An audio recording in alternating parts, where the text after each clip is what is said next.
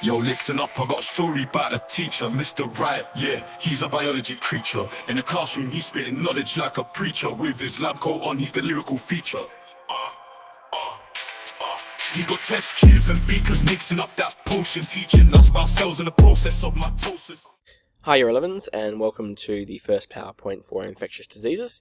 We're looking at types of diseases today. As per usual, we have the need to know here.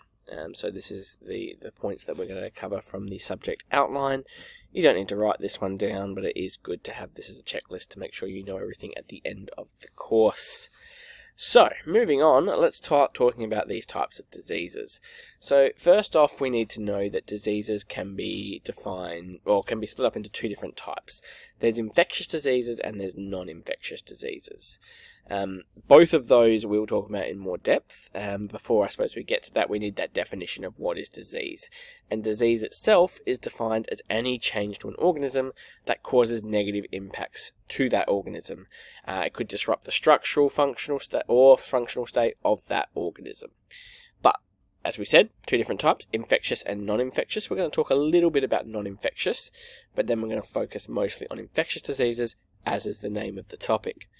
So for non-infectious diseases, these are diseases that can't be transmitted between different organisms. So they're not infectious, they're not contagious. They can be caused, non-infectious disease can be caused by a number of things. So things like carcinogens, which are chemicals that can cause cancer. Radiation, ionizing and non-ionizing radiation, both of which again can form cancer.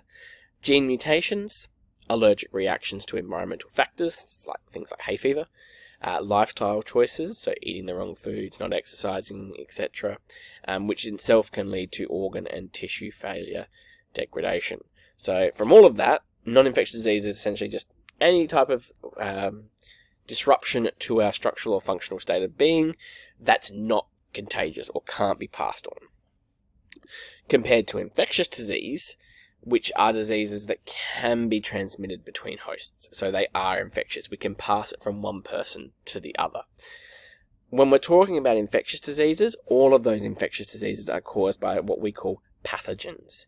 And pathogens are, there's lots of different types that we'll talk about as we move on from this slide.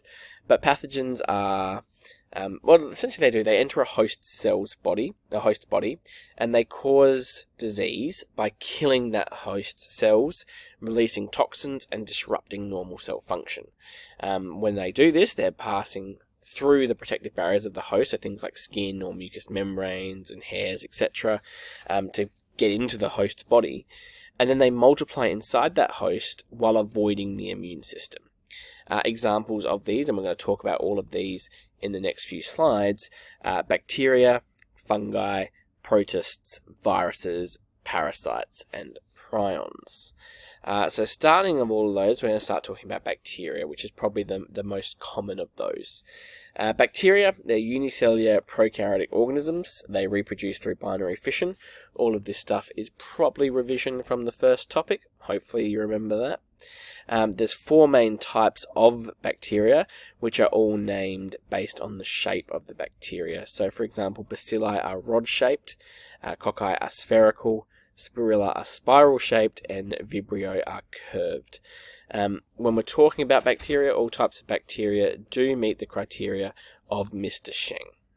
When we're talking about the different types of diseases that the bacteria are causing, we're thinking of things like food poisoning, which is caused by E. coli or Salmonella, syphilis, and cholera. Bacteria, what they actually do is they cause damage to their host, they invade the organs and tissues, they produce toxins by going through their own metabolism, and those toxins will end up stopping protein synthesis or by damaging cell membranes. Going a little bit further, let's move on and start talking about fungi.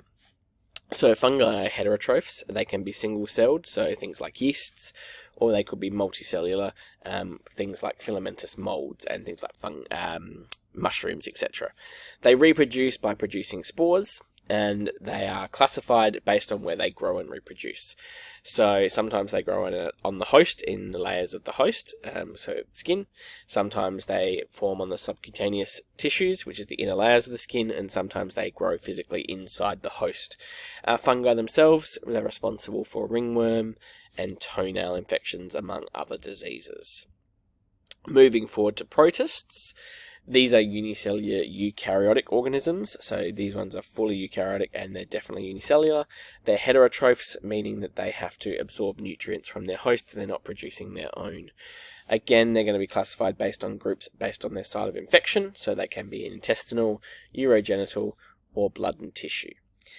These protists, some of the diseases they're responsible for: malaria and Giardia. Okay, or Giardia.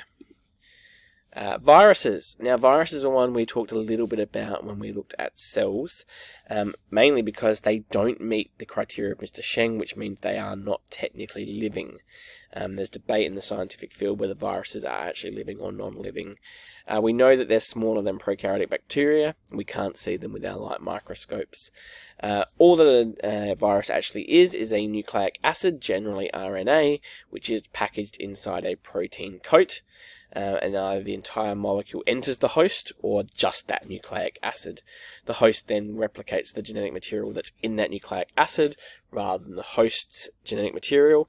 Therefore, the host is making more viruses for the virus itself. So the virus is kind of hijacking the metabolism.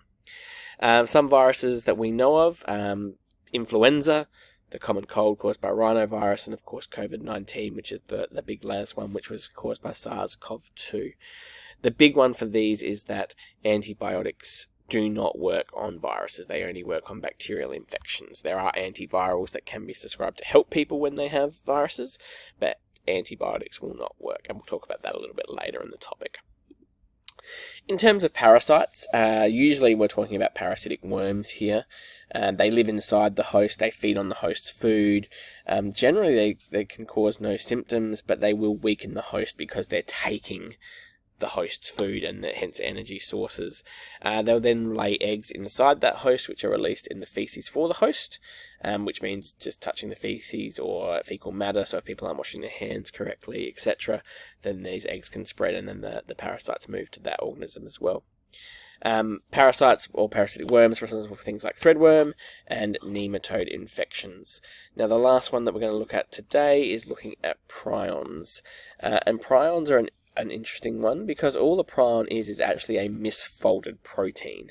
And it's a misfolded protein and it's infectious because it can cause other proteins or the normal versions of that proteins to also misfold, which will then cause cellular death.